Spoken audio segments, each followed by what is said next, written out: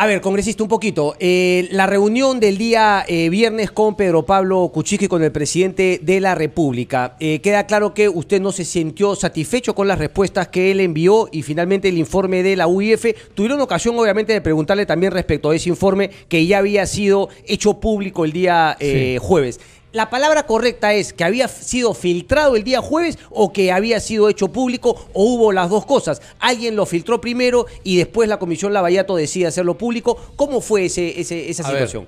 Yo creo que la Comisión Lavallato lo que hace es pedir el levantamiento del secreto del documento, creo que fue el día miércoles en la tarde. Ok, a la Superintendencia de Banca y Seguros. ¿Por qué? Entre otras cosas, porque ya estaba filtrado. Entonces lo que se hizo en la comisión fue simplemente darlo a conocer porque ya había algunos periodistas o algunas redes habían empezado a circular el documento. Claro, un documento que pasa por tantas manos, al final alguien lo filtra, ¿no? Siempre alguien lo filtra. Pero la comisión tiene facultad reglamentaria para poder levantar el secreto de cualquier documento. Y lo que hizo fue algo totalmente reglamentario y legal. Ok. Lo que dice Sergio Espinosa de la UIF es que finalmente ese material no puede ser, por ejemplo, anexado como prueba en algún tipo de documento. No debió haber la Comisión Lavallato, en todo caso, hacer un material, un documento, juntando todo lo que le daba la UIF para también hacerlo público. O sea, mi tema es que ustedes tienen efectivamente esa potestad, pero al mismo tiempo podrían complicar, digamos, aportes o colaboraciones de la UIF en el futuro, si es que, por ejemplo, en ese informe de la UIF hay información de otras UIFs de otros países. A ver, es interesante la pregunta. Primero que el documento es verdadero, no es falso. No, está claro.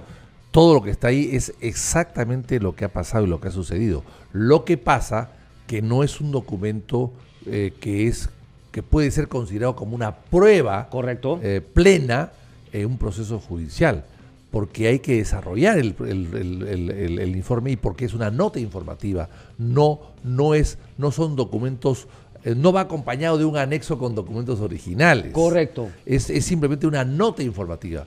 Pero esa nota informativa te conduce a todos los documentos que tú quieras obtener después. Sí, claro. En primer lugar. En segundo lugar, es una nota informativa que hace una pequeña descripción de depósitos y de empresas que han hecho movimientos bancarios sospechosos. Pero no significa que todos los movimientos bancarios sean sospechosos. Okay. Algunos, por ejemplo, si tú manejas una cuenta de 1.000, 2.000 soles mensuales todos los meses, si te depositan 1 millón de soles, súbitamente es un movimiento sospechoso. Hay muchas, digamos, yo lo decía ayer, sí me parece que hay efectivamente algunas transacciones sospechosas. Por supuesto, claro, que un chofer reciba $600.000 es sospechoso. ¿Le preguntaron eso al presidente el día viernes? Sí. ¿Y qué respondió? Mire, yo no recuerdo muy bien todas las preguntas y respuestas porque estamos hablando de 8 horas. Ok. Pero algo recuerdo que justificó diciendo que eran pagos de su sueldo y de administración de su casa, ¿no? Claro, debe ser una casa demasiado grande. ¿Pero que se le pagó mensualmente o solo de un porrazo esa plata? Lo que yo entendí es que eran pagos de todo el tiempo que había trabajado, que eran 8 o 10 años, ¿no? Ok, entonces pagos mensuales o pagos cada cierto tiempo. No cosa que no especificaba el informe de la nota de inteligencia. A ver, la nota de inteligencia no lo especifica porque lo más probable es que sea un solo pago, un solo depósito. Porque si fuesen depósitos mensuales durante 10 años, de repente no serían sospechosos. Son sospechosos en tanto es un solo depósito, $450.000. Algunos dirían, $150.000, son 2 depósitos. Algunos dirían que eso era justamente lo que tenía que definir la Comisión Lavallato con el informe que le había enviado la UIF. Bueno, nosotros tenemos que definirlo a partir de esos datos, es extraordinario, y a partir de ahí vamos a pedir más datos más y vamos a enviar otros documentos. Esa es una guía de cómo hacer las cosas, de por dónde, qué camino tomar. Ok. ¿Qué camino tomar? Eso es lo que nos está describiendo ese documento. Pero, congresista, a ver, entonces, ese documento hecho público, sumado a la decisión de la Comisión Lavallato de hacer público el audio, unos dirían, claro, qué bueno, ¿no? En aras de la transparencia. Ningún periodista, ni creo persona no con sentido común podrá negarse a que finalmente las cosas se transparenten, pero uno dice, bueno, justamente a puertas de la vacancia. O sea, esto es una manera de relancina, ¿no? Digo, en aras de la transparencia, pero también en aras de sustentar y de finalmente contar con el apoyo popular para vacar al presidente el día jueves. Hay algo de eso, me imagino. Bueno, nosotros no hemos fabricado el documento. Está claro. Nosotros no hemos hecho el documento. El documento llegó en diciembre a la Fiscalía y a nosotros nos ha llegado en marzo, 90 o 120 días después. Bueno, nosotros ese tiempo no lo manejamos. Ese tiempo no lo manejamos. Y ahora, lo que siempre pasa es que los documentos llegan tarde y llegan cuando hay que tomar decisiones a veces. Es buena hora que así sea, porque... ¿Le ha dado alguna explicación, perdón que lo interrumpa, congresista, por qué llegó en diciembre a la Fiscalía y por qué en marzo al Congreso? No, es una explicación que queremos, que no tenemos. Ok. Entonces, finalmente, se hace pública el audio también. ¿Cuándo vamos a tener acceso? ¿Ya está publicado el audio? ¿Y cómo así fue un poco la votación? Porque Gilles Violeta ayer se abstiene. ¿No tenían la intención finalmente de hacer público esa cosa? Bueno, se abstiene, pero curiosamente él había declarado que no había ningún problema, que se dé a la luz. Anteriormente, pero finalmente no puso su voto donde puso sus palabras. Exactamente. Pero el día anterior había declarado que él no veía ningún inconveniente en publicar los audios. Y el abogado Gonzalo del Río había dicho que incluso podía venir de Palacio. ¿Había la posibilidad de que Palacio lo haga o tenía que ser el Congreso quien levante esa...? Bueno, Palacio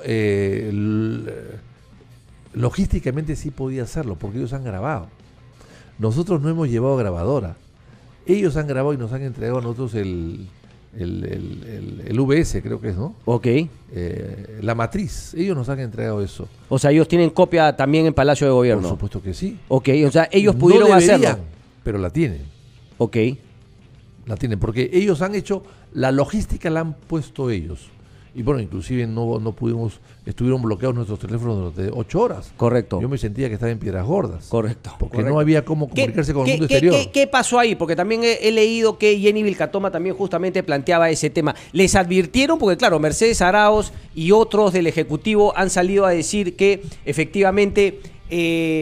ayúdame por favor con el micro del congresista. Han salido a decir que efectivamente todo se hizo de manera muy democrática, muy abierta, muy transparente, se permitió el ingreso con teléfonos, con iPads, etcétera, etcétera, pero la realidad es que no nos habíamos enterado y ustedes tienen la sospecha de que había algún tipo de equipo que les bloqueaba la comunicación externa. Total, sin sospecha, con la seguridad. Pero no se los dijeron, ¿ustedes preguntaron? ¿Ustedes preguntaron ahí? No.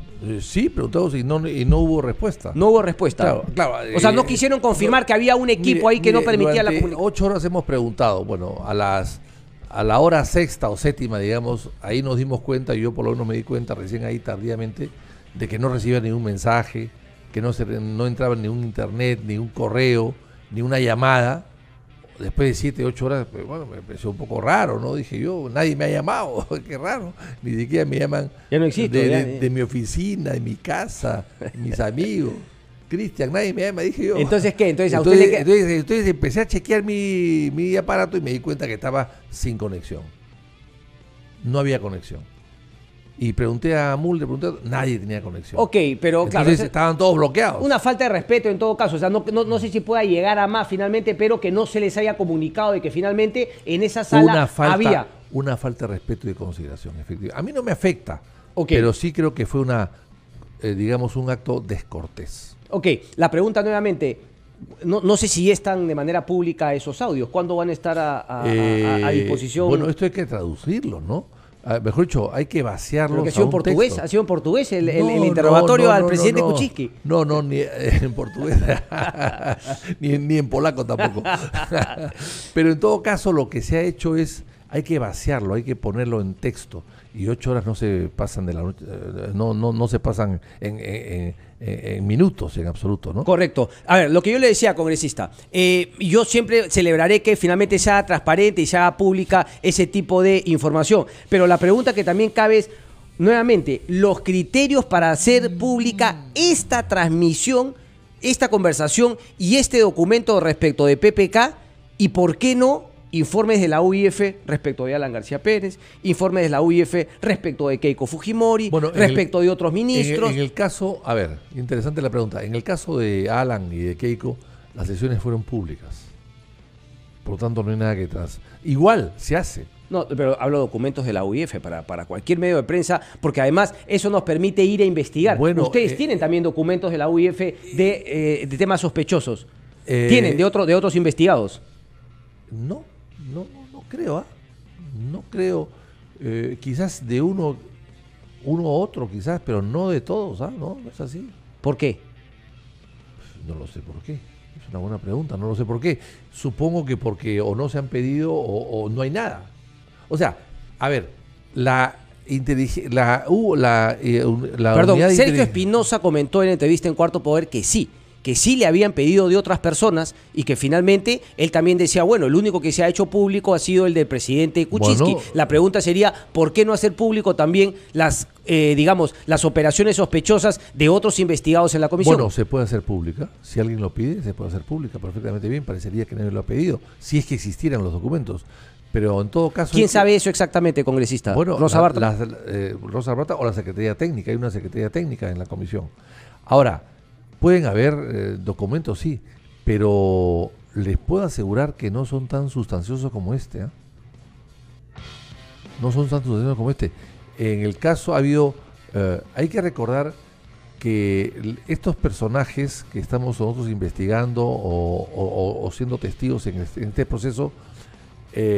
son personas que se les ha pedido investigación a algunos de ellos y que no se ha encontrado nada o muy poco porque, insisto, son operaciones sospechosas. Sí. O sea, no estamos levantando el secreto bancario de nadie, estamos levantando el secreto bancario de los investigados y por lo tanto todos esos secretos bancarios están llegando a la comisión, pero hay que recordar que el banco, cuando ve una cuenta que tiene un ingreso raro y extraño, no usual,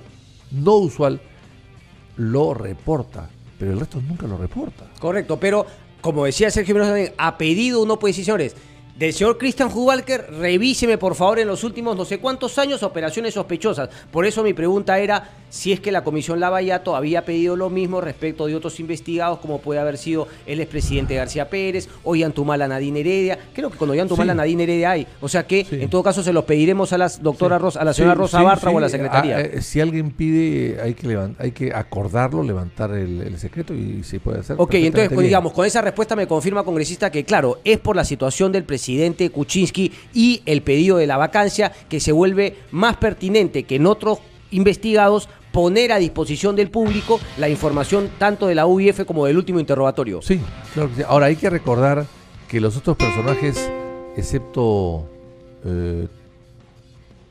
Toledo, Humala y Alan, han sido presidentes y por lo tanto podría haber mucha más información, pero no la hay. El caso de Toledo, ya conocemos la información que conocemos, que salió toda publicada y ahí está. El caso de García ha salido muy poco, correcto, muy poco. Y en el caso de Humala, también, salvo lo que ya conocemos que ha sido... Cuando se refiere a muy poco, se refiere a financieramente hablando, en términos de movimientos financieros. Así es, en movimientos sospechosos. Ok. Pero de todas maneras me parece interesante la pregunta. Víctor Andrés García Belaúnde, congresista de Acción Popular. Vamos a hacer un breve corte y vamos a regresar. Le vamos a preguntar también por lo que se viene. ¿Qué va a pasar más allá de que el presidente Kuczynski sea o no vacado el día jueves? ¿Se va a mejorar así por arte de magia la situación del país si es que el presidente Kuczynski se va a su casa? ¿Quién asumiría? Con todo eso, regresamos. Conversando con el congresista Víctor Andrés García Belaúnde de Acción Popular. Congresista, ¿su voto está decidido a favor de la vacancia? Sí. El voto de Acción Popular... Además, por una sencilla razón, yo quiero explicarlo. Las pruebas o los indicios certeros que teníamos el 21 de diciembre pasado no solamente son los mismos, sino se han incrementado. Hay mucho más y con más claridad. Son más, pero de lo mismo, le escuché decir a una periodista el día domingo.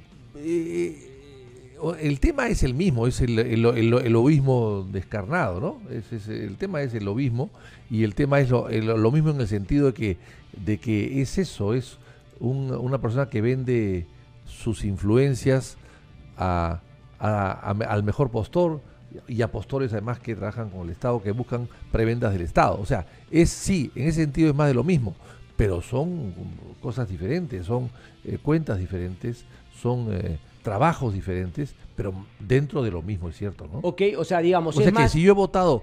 Pero son más mentiras que se van acumulando. O sea, el presidente Kuczynski no ha intentado hacer nunca transparente ni nunca mostrar un cierto arrepentimiento, un mea culpa, sino que él ensaya argumentos a medida que van apareciendo nuevas informaciones. Exactamente, exactamente. Él va apagando incendios conforme aparecen los incendios. Y él nunca ha dicho, esto es lo que yo he tenido, ¿no? Y salen todos los días informaciones, y salen todos los días pagos. Entonces, claro, si he votado yo en diciembre 21 pasado a favor de la vacancia con los datos que había, ahora con más datos no voy a dar marcha atrás. Es absurdo, ¿no? PPK, pago de H2 Olmos fue por productos verbales y contactos. Varios tramos mostró evasión, una actitud evasiva. Niegan relación con IRSA Sur. Queda claro que el presidente mintió y su poca disposición a la transparencia, a finalmente esclarecer el tema, y creo yo como consecuencia su impedimento, digamos, de luchar frontalmente contra la corrupción. Pero ¿usted cree que es como dice el presidente Kuczynski y, por ejemplo, la premier Mercedes Arauz, que efectivamente sí, pues pueden haber habido errores, quizá debió explicar un poquito mejor según Mercedes Arauz, pero fueron esos pagos de casi 5, no sé, creo que 3 millones de dólares de Odebrecht o más por productos verbales y contactos? ¿Es factible ese tema en el mundo de las finanzas o usted va un poco más allá? Porque algunas también informaciones en redes sociales que yo no comparto porque no tengo las pruebas contundentes, hablaban incluso de un pago de la casa, que esto era un Ecoteva 2, escribía ayer Aldo Mariátegui. ¿Hay algo de eso o fue, digamos, un conflicto de intereses o fue un pago de coima a cambio de sacar leyes? Bueno, yo creo que lo último, ¿no? Una coima a cambio de sacar Así leyes a favor. Es clarísimo, ¿no? Es, digamos, una coima... pagada de manera más sofisticada. Hecha con un cirujano plástico de alta calidad, ¿no? Entonces eso, ¿no? ¿Dónde están los estudios? Que cuestan $500,000, $1 millón, en fin, sí, depende, hay varios pagos. ¿Dónde están esos estudios? ¿Dónde están esas consultorías? Nadie las ha visto. ¿Las tiene Sepúlveda? Eso es lo que dijo. Nadie las ha visto. Y algunas además han sido verbales. Correcto. O sea, yo no sabía que por una llamada por teléfono o por una conversación pasabas una factura de $600,000, $800,000 o $300,000 como si fuese una consultoría, ¿no? Eso me parece raro y extraño. Pero nadie ha visto los estudios. Entonces, si nadie ha visto los estudios, y hay que recordar que en el Perú la SUNAT es muy dura en eso.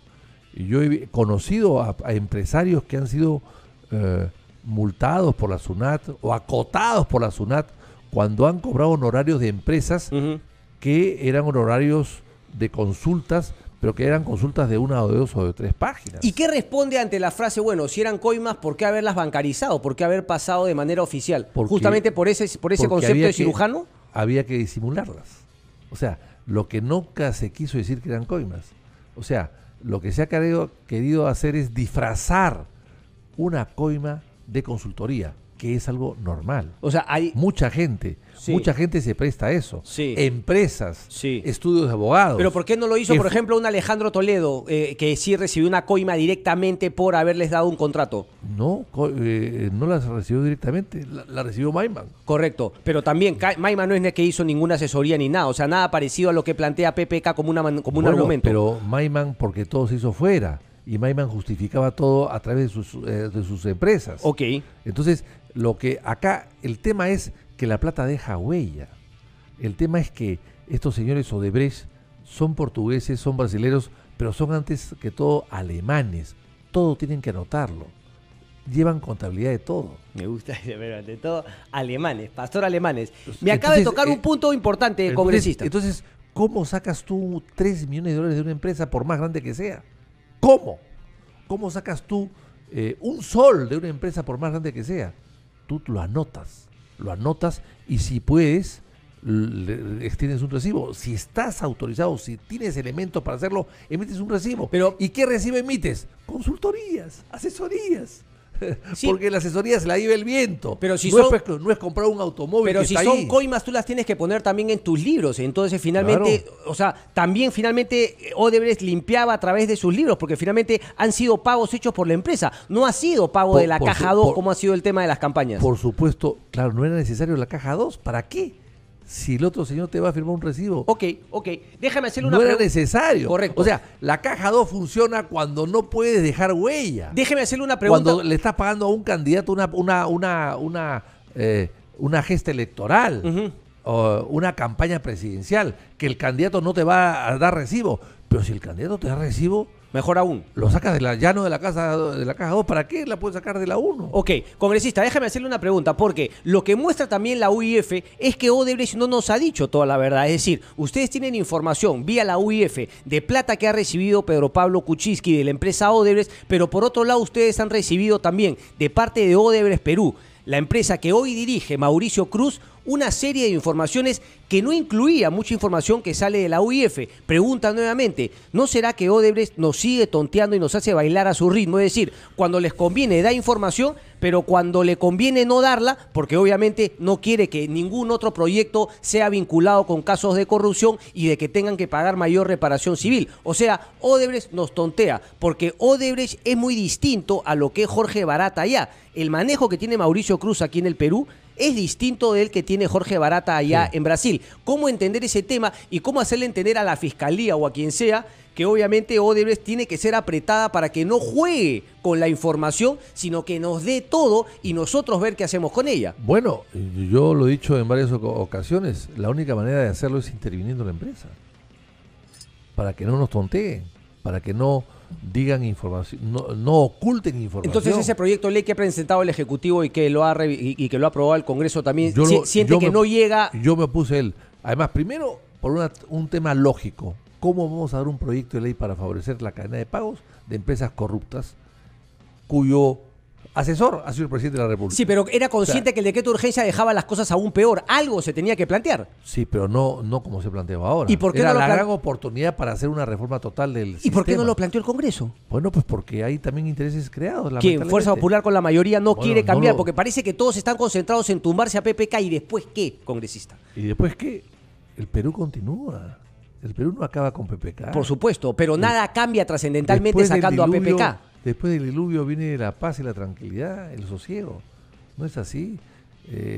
Yo creo que el Perú necesita una gran revolución moral, un sacudón tremendo, una limpieza, un saneamiento, una fumigación de la clase política, de la clase dirigencial.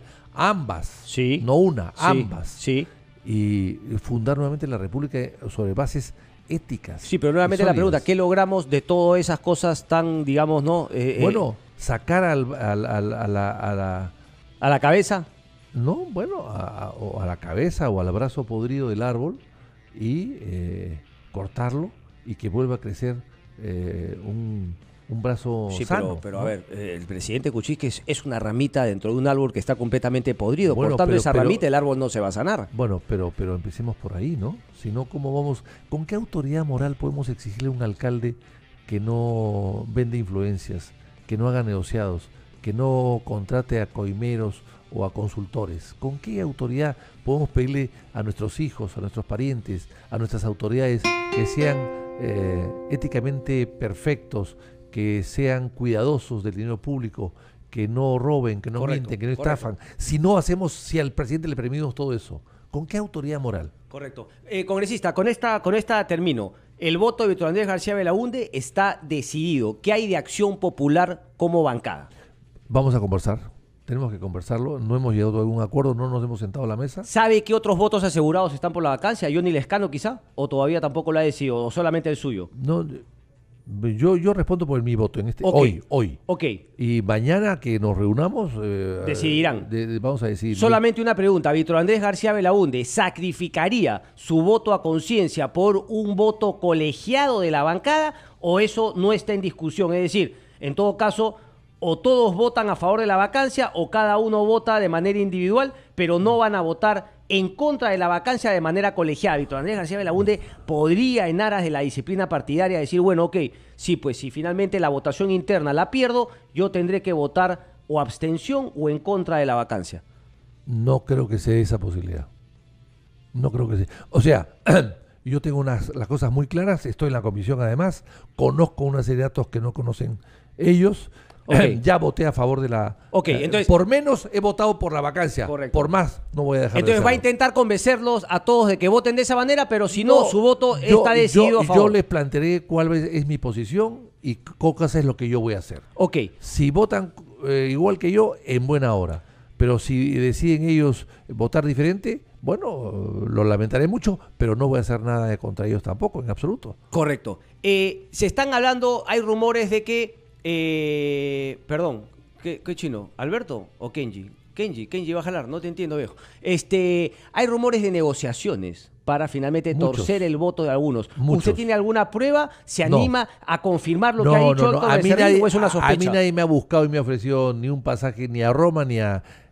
Sí, pero a usted no lo van a buscar, pues ni a Cañete. Sabemos que son otros congresistas por ahí que no tienen la experiencia, etcétera, etcétera. ¿Sabe de algo? ¿Alguien le ha comentado? Me dicen que sí, pero no me consta. Me dicen que sí, que se ha convertido un gran bazar. El gran bazar de Constantinopla o de Estambul está en la Plaza de la Inquisición. ¿Y usted cree que pueda ser cierto que el Ejecutivo se esté prestando a ese tipo de cosas? No me cabe la menor duda. O sea, usted siente que es verdad, pero no le consta. Así, exactamente. Congresista Víctor Andrés García Belaúnde, un placer como siempre tenerlo por aquí en el área con Daniel Kanashiro, no se lo pierda.